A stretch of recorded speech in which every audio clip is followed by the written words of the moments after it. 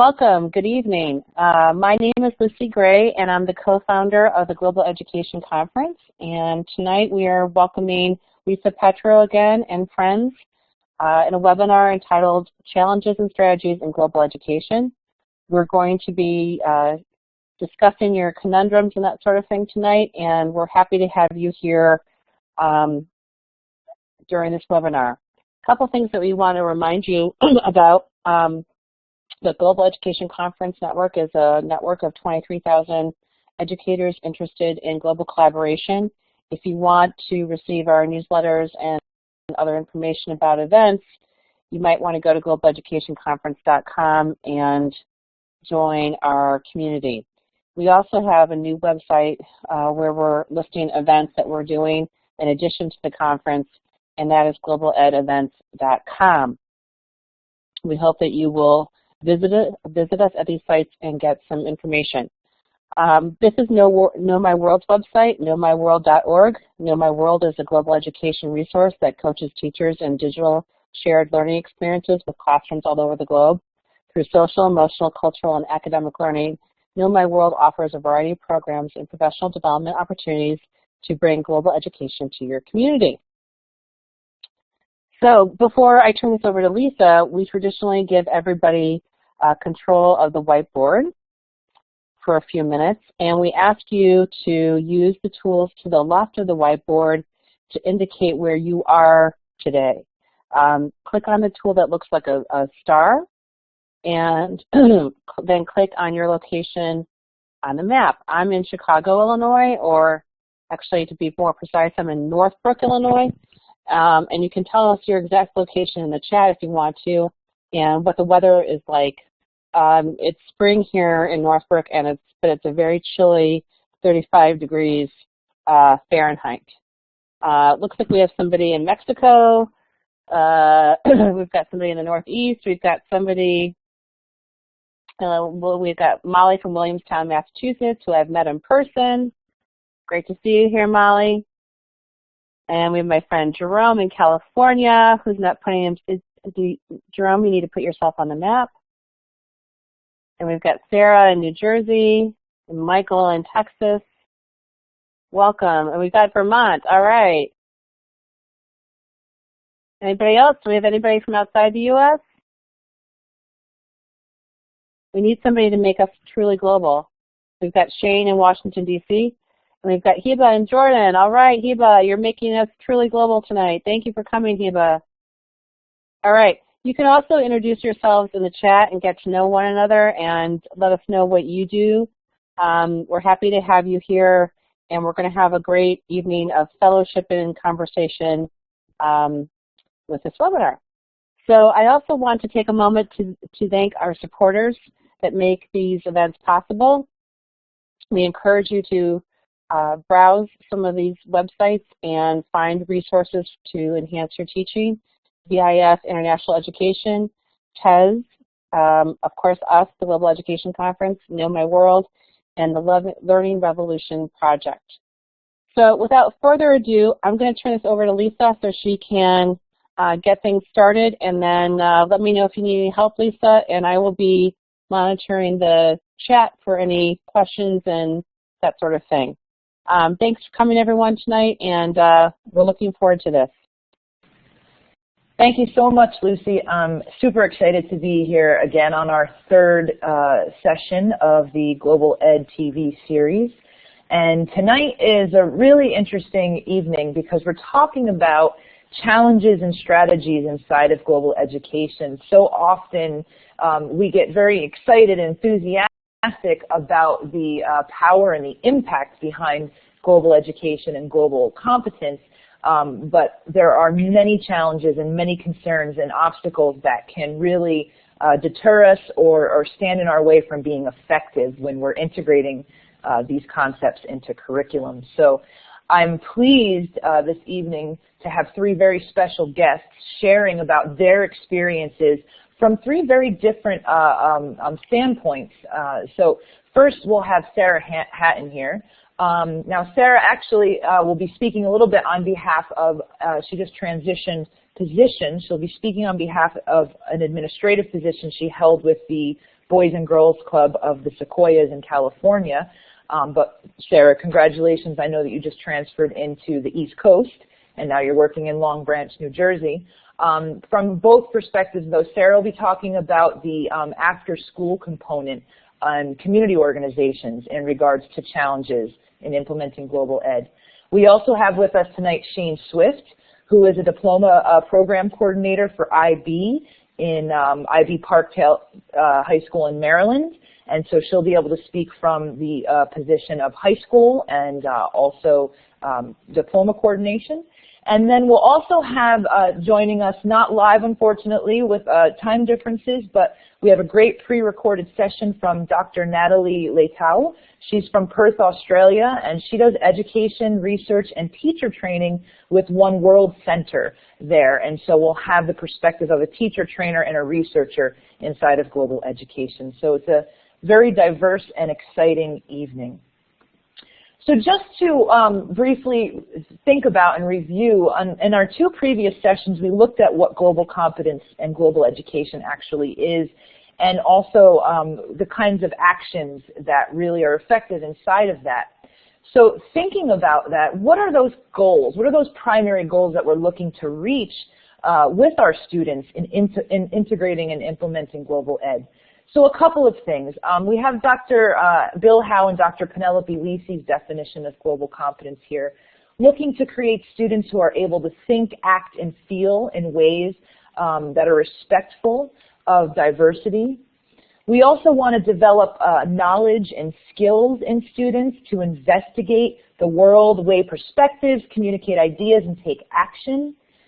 And then another primary goal might be for students to be effective and appropriate in their communication and behavior within intercultural situations. We also talked about in the past the kind of toolkit an instructor or an educator would need in facilitating global education inside of the classroom. So we know that not only are we looking to reach these particular goals, but educators are also working towards being culturally responsive in the classroom.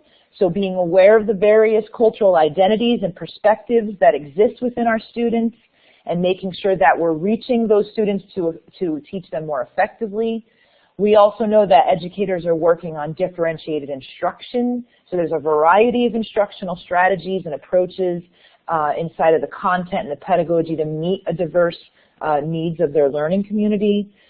Teachers are looking to expand critical questioning, really focusing on open-ended and essential questions to bring students to a higher order of thinking, and then also integrating student experiences. So the kinds of content that we're delivering is relevant and applicable to a student's cultural identity. So something that we did prior to this segment, for the entire month of March, we released a survey, and we had 46 responses from educators all over the world. We asked three primary questions. First, we wanted to know how active global education practices are in schools and learning environments. And we saw that many people did not respond with full integration or non-existent, but were actually sort of middle of the road. So what that told us is that there are programs that are being explored and implemented on some level, but there's certainly room for improvement and support to be available. We also asked, what challenges are there in bringing global competence-based learning into your programs? So we wanted to really understand. The clear winner there at 60% was time. Teachers certainly feel pressure.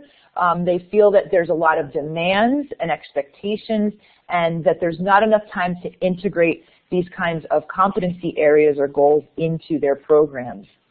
Some of the specific areas that we looked at were things like budget, overwhelm, of course interest or people invested in this kind of mindset, administrative support, the implications of standardized testing, also an inability to measure the impact of global education, and then of course teacher education. Are there resources available for teachers? Today, we will be able to look at some of those solutions. And so in that survey, we got some qualitative feedback. And some of the really great suggestions that I was able to pull out. Some teachers suggested that you can show how lessons can be taught throughout the global lens instead of global being just one more extra thing to teach. There needs to be proof that global competence-based learning increases in academic excellence in relation to, I imagine, the value. Another one, local people from the communities giving cultural and referential input to the curriculum, which is very important.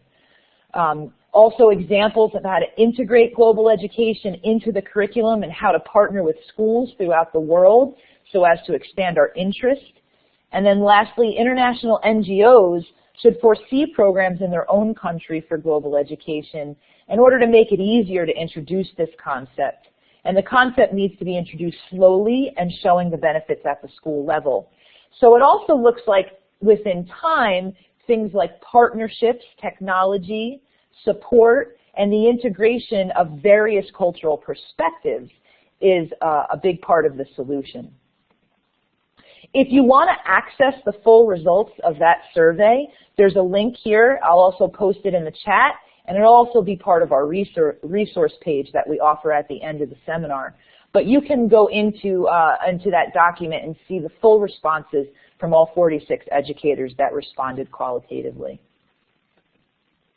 So at this time, I'd like to turn the series over to Sarah Hatton, who is going to talk a little bit about these kinds of challenges and solutions inside of after-school programming and community organization. Hi, Lisa. Can everyone hear me? So it's all yours, Sarah. Can you hear me, Lisa? Yes, you're all good. Great, thanks. Hi, everyone. I'm so excited to be part of this tonight. Like Lisa mentioned, I am just transitioning from the Central Valley in California, where I was with the Boys and Girls Club for several years, and now I've transitioned to public schools, and I'm here in Long Branch, New Jersey, just getting settled in to this big change. But the goals here are the same, working with community organizations and really just trying to make sure that we're supporting global education. So I love to include my friends here in my slides, so you're going to get to see some of my buddies here tonight, and we're going to talk about what our challenges are in our programs and how we can support everybody throughout the community. More than 10 million American children are attending after-school programs. Traditionally, after-school programs are composed of homework assistance, physical activities, and character-building activities. So pretty much, you know, in a day-to-day program that we do, and this could be in a community-based organization like the Boys and Girls Club, the Salvation Army, the YMCA, or something that the school district provides, primarily the majority of what we are there to do is to help with schoolwork, but then also provide, other activities like physical activity and character building activities, which could be mandated through different things like grants, school district requirements. There's different, different ways that we come up with what activities we're going to build depending on the specific program and the location. With Common Core and STEM education requirements becoming more challenging by the day, students are feeling overwhelmed in the classroom more than ever. After-school program facilitators are finding it necessary to spend most of their time assisting students with their work. Even for children as young as 6, homework can take hours to complete every afternoon. The increased attention to tutoring and homework assistance makes finding time for additional activities challenging. I'm sure that many of you are finding a lot of this similar with the challenges that you're facing. In addition to the strain of completing everyday programs, global education is often ignored entirely. Many children are unfamiliar with their own surrounding communities and display insufficient global awareness. It was really alarming to me in the Central Valley in California that some of the children had never even been to surrounding cities. So things within 30 to 60 miles, Fresno, California, or the Bay Area, or Los Angeles, were things that, these kids would dream to see or to go and be part of. And, the idea of visiting another country or what's going on in another world is something that's not even part of their world at all. Many funding sources, such as federal and state grants, the United Way, local government, and private donors, put additional demands on program requirements. These include drug prevention, nutrition, and mentoring programs.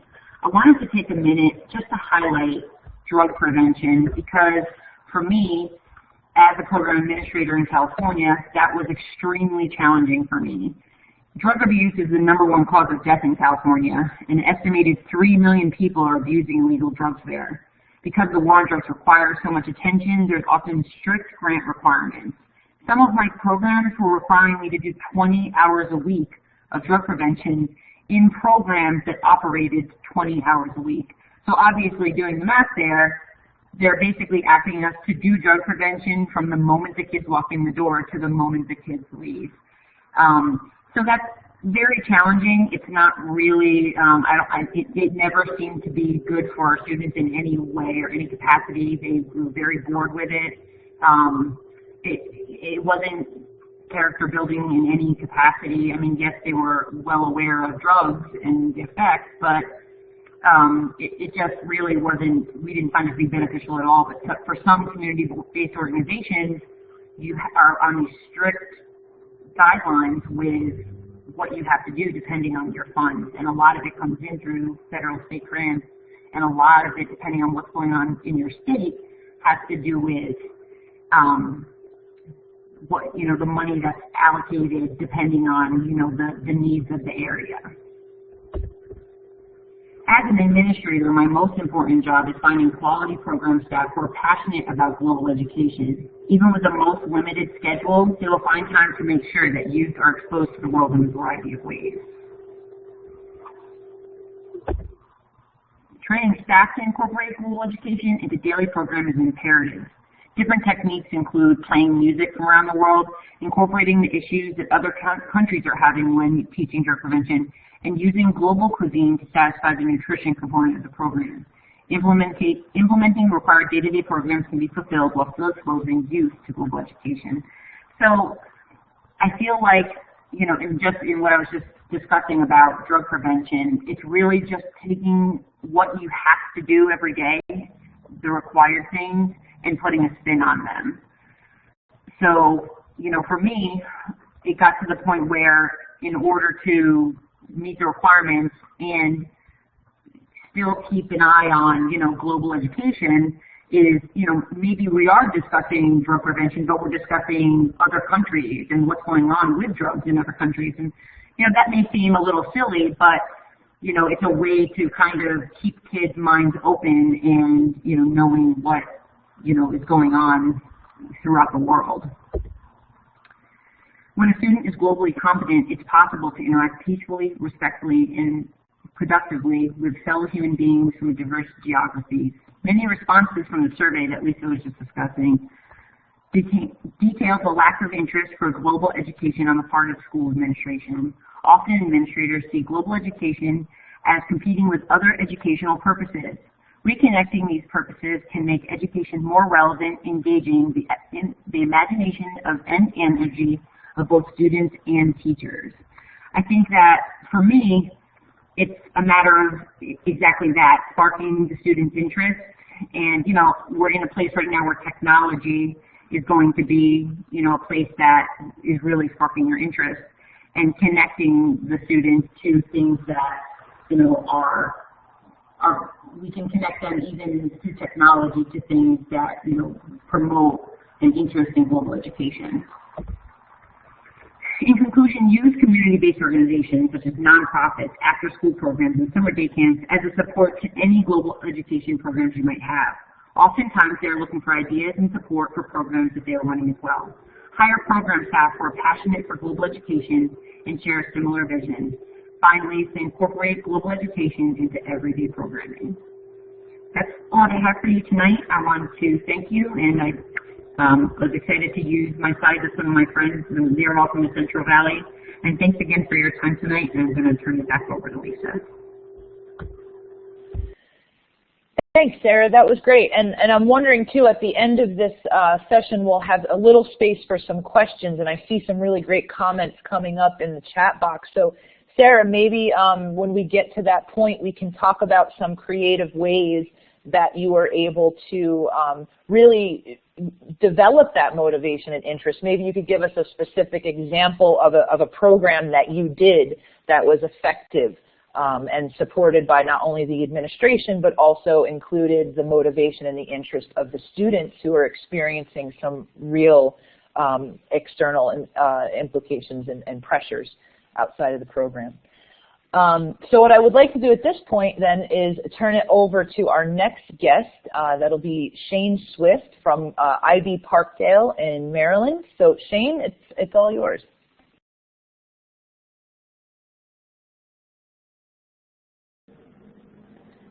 Hello, everyone. Can everyone hear me? I want to make sure my mic is working okay. Yes, we can hear you fine. Thank you. Okay, great. So again, my name is Shane Swift, and I coordinate the IB program at Parkdale High School. Obviously, IB naturally lends itself to global education, but the implementation process is a challenge for us as well. Both for myself as the coordinator as well as the teaching staff that work within our program. So I'm going to talk about it from both a coordination standpoint and from a classroom standpoint as well. I do teach one of the core courses in the IB program, which is the Theory of Knowledge class. It's a critical thinking class, and the essential question talks about asks basically, what do you know and then how do you know it? So it's a challenge for students in this class, and global education is just such a natural fit for the program itself, and especially the class that I teach. So the first issue that I wanted to talk about was technology. There are different challenges that we face with technology. There's teacher use, inability with technology, students and their uses of technology, and there's also availability of technology in our school building as well. And one of the things that I actually did not consider when I started an exchange with a teacher in Mexico through Know My World was some of the technology constraints that I would encounter as we did a classroom exchange. And I wanted to talk briefly about that project.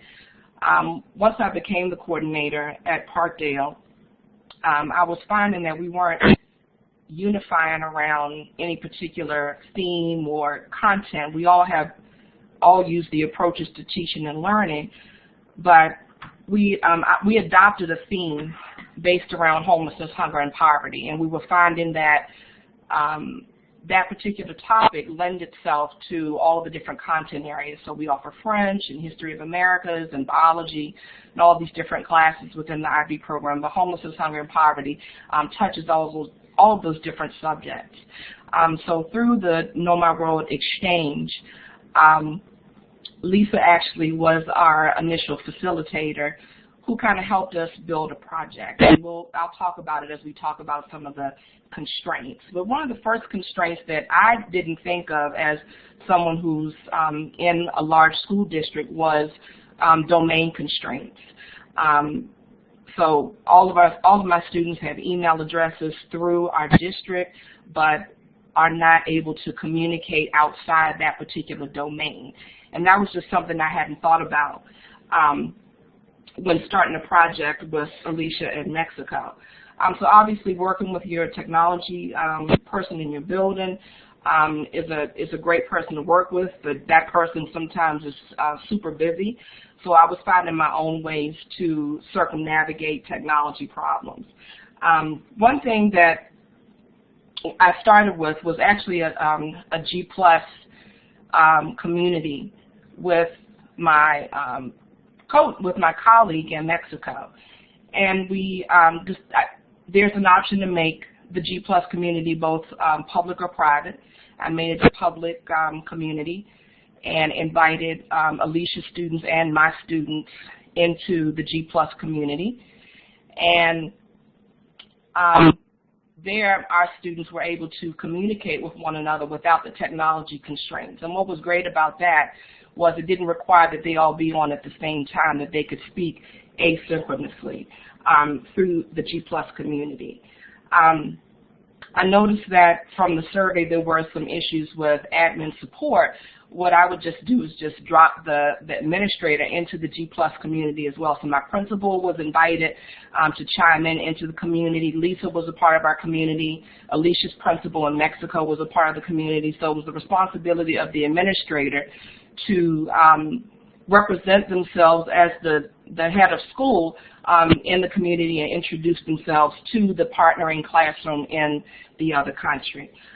So that was one way for me to kind of get the administration involved in the project. Other constraints may be things like the number of devices that people have available in their classroom. So a lot of advanced planning takes place with this. So Alicia and I spent time talking through Skype and actually collaborating asynchronously through a Google Doc to come up with the project that we would actually work on. But mobile labs are available in some schools, as well as arranging classroom time in the library, or perhaps bringing iPads to the classroom, or if it's a situation where there's just one machine in the room, then students can take turns and rotate to the computer, and the computer can be used as a station for a particular activity. Here's an example of a synchronous session that we actually conducted. This was at the end of our exchange. Our exchange, again, the focus was on homelessness, hunger, and poverty, and my students were looking at why our district had been labeled a food desert. And they actually developed a website based on some team research that they conducted. And in Mexico, the students were looking at an indigenous group called the Atomi people. And the Atomi people are practically homeless, and they basically come to the town to kind of sell their wares. And they were talking about all the different challenges that were going on in around their school, which is Prepatec in Monterrey, Mexico. So this is just the culminating session where students are actually having a chance to see each other face to face. Here's the asynchronous community. This is actually two different exchanges that you're looking at. The one on the left is the exchange that I was just referring to, which was with Alicia in Monterey, and the one on the right was with another teacher, Patricia, from the same school, but our focus was on something different. So there were two different exchanges. You can see students are posting pictures. They're free to put videos, presentations, things like that, and all students were a part of that community. The other option is to work asynchronously. Here's an example of something that I just did late last year with Alicia, because this is now rolling into a 3-year partnership with her. We continue to collaborate with one another on different topics. My students were commenting on YouTube videos that her students had done of local problems in the community. And the great thing about Padlet, which is another tool that I use pretty frequently, students, again, it could just be text, it could be videos that they embed in their comments. You can make this wall public or private. So once my students were done watching her students' videos, they wrote their comments, and then I sent that Padlet wall to Alicia, and her students received that feedback. We just got finished doing another exchange where my students made photo montages based on dominant and subcultures of their own, and her students just commented actually in a Google Slides presentation asynchronously, and now my students will go back and reply. So it doesn't require that everything be face-to-face. One of the other challenges that we were talking about was measuring impact. Obviously, there are different ways to measure impact. Impact can be measured qualitatively or quantitatively. I usually use a matrix, a global competence matrix, prior to doing a project such as this, and I target particular competencies on the matrix that I want to push students toward in the project, and I had them actually just do a self-evaluation. You know, where do they think they are on a Likert scale with these particular competencies? And then I asked them again at the end, once we've done the project, how much growth do they think they've made in those competencies? Additionally, whatever rubric that we're using to measure the project that we're working on, obviously is a way to measure impact. But you'll see here, here's where the students chimed in and reflected after our project had been completed and we actually had our Skype session. I think the anecdotal evidence is the most powerful because students are able to actually articulate, you know, what they learned, not only about their own community, but about the partnering community and the students with whom we worked. The other challenge that I wanted to talk about this evening was interest. Obviously, we would love for our students to want to do this at any given time because this is just something that they need to do. But what I found is that the buy-in comes when students are able to select the things that they're actually going to work on. So in the second exchange with Patricia, her students, my students and her students, narrowed down to 3 particular topics that we would choose from around these 2 essential questions. So the essential questions were designated by Patricia and I, and then the students came up with what they wanted to focus on. So the 3 top choices ended up being the Ukraine crisis, ISIS, and Boko Haram. But students got to choose the tools that they would use to actually demonstrate the learning through this process. So you can see an example of 2 students putting together a Weebly, another group put together a ThingLink, another group felt comfortable with a Tumblr. So they basically chose the mode that they were going to use to convey the information.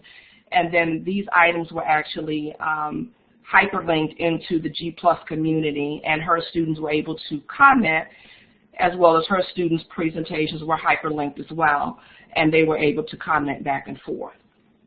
So it was a really good opportunity for students to just experience the things that Lisa was talking about at the beginning of the webinar, multiple perspectives, getting to know someone else's culture, extending their thinking. So anytime that I actually sit down and collaborate with the partner and teacher, it's usually a project-based or inquiry-based or challenge-based learning that we partake in. But we don't always build out a huge project.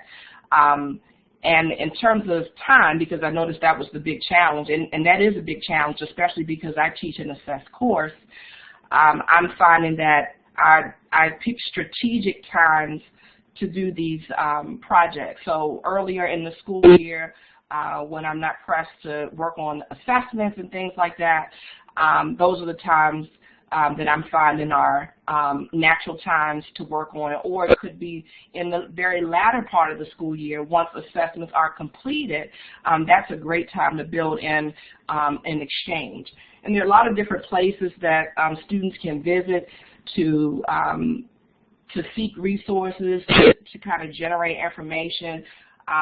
Just a few that I've used are 100people.org. The Global Goals site is a great place to go. For elementary school students, it would be kidsgoglobal.net.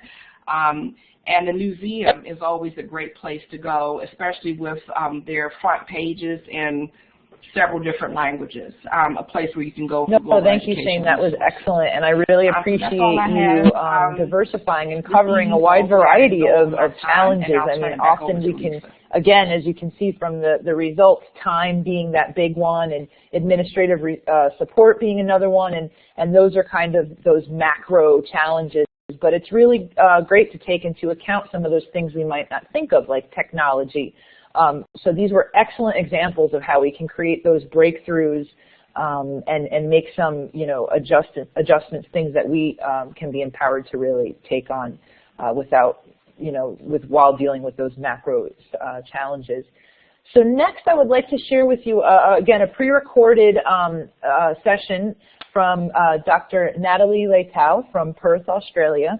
And she's going to talk about the role of teacher education and One World Center, which is basically a resource center in Australia that supports educators in the integration of global ed. So if you just bear with me a moment, I'm going to cue this video. And please, let me know or let us know in the chat if there's any issues with that.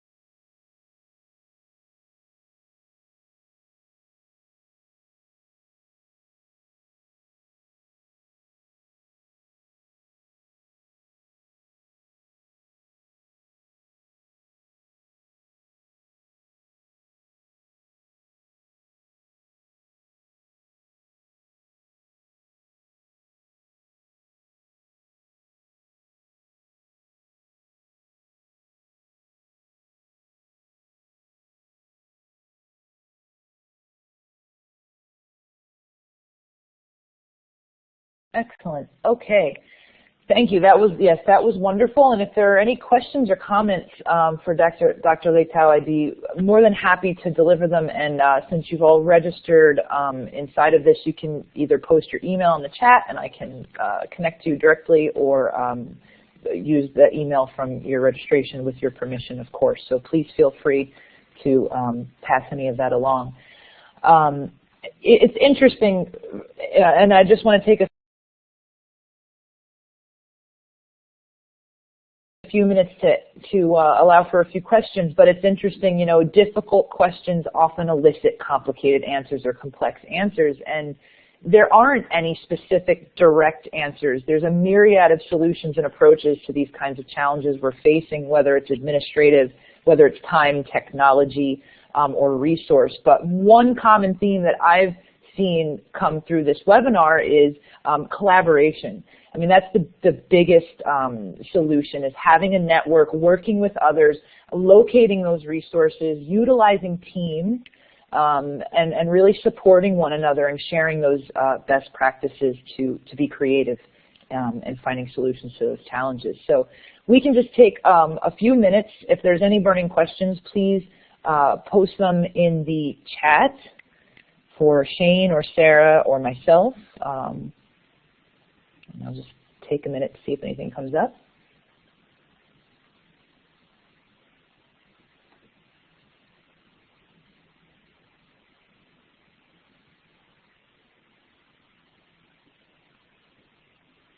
Nothing? Okay.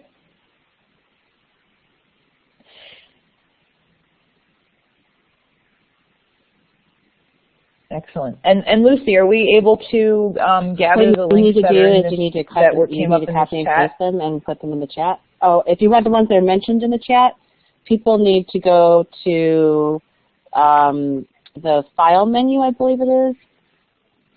And in Blackboard Collaborate, you go to File, and then you go to Save, and then you can save the chat. And it will save it as a text file that you can open up with any text reader. So if you want to save the chat, guys, that where we mentioned all these resources, go to the File menu in Blackboard Collaborate, then select Save, and then select Chat, and you can save the text of the chat. When you do watch the recording, you will see the chat as well, I believe. Any other questions? That's great. Excellent. That's great. That's very helpful. I see a question from Kaylin regarding how to get administration on board. I just wanted to comment on that usually what I've done in the past is plan some type of an activity that's really going to get my students engaged, and then allow the administration to see the enthusiasm of the students and just how much they're enjoying it. A lot of times include families into it, and that's been really helpful for me on getting administrators on board when they see how I can connect it to different things that I'm doing in the classroom. But just usually getting kids, involved, and it can even be an after-school activity or an evening activity, a parent collaborative, and that's been something that's worked for me. Great, thank you, Sarah, for adding that. Yes, and I'm seeing these other questions now. Actually, Shane, I'm wondering if you would be able to answer this. For a high school class that never did anything like this, what kind of preparation or first steps would you recommend?